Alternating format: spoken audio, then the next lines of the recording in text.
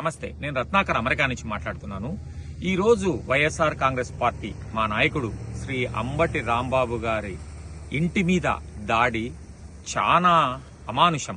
ఇంట్లో మహిళలు, చిన్న పిల్లలు, ఆయన మనవళ్ళు మనవరాళ్ళు ఉన్నారని కూడా తెలిసి కూడా ఇంటి మీద దాడి చేసి ఆయన్ను చంపాలనుకోవడము ఎంత దారుణమైన చర్య అంటే ఇంకా దాన్ని సహించలేమన్నట్టు.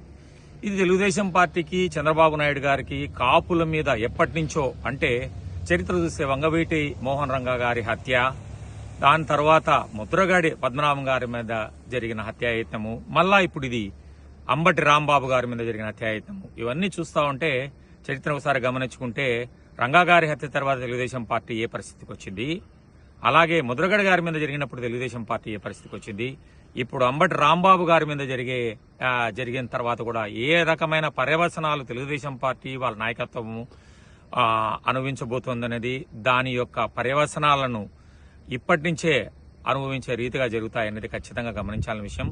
చాలా దారుణం ఇది.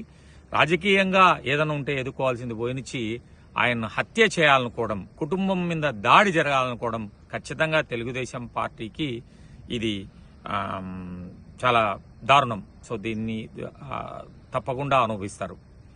జై జగన్, జోహార్ వైఎస్ఆర్, జై అంబటి గారు.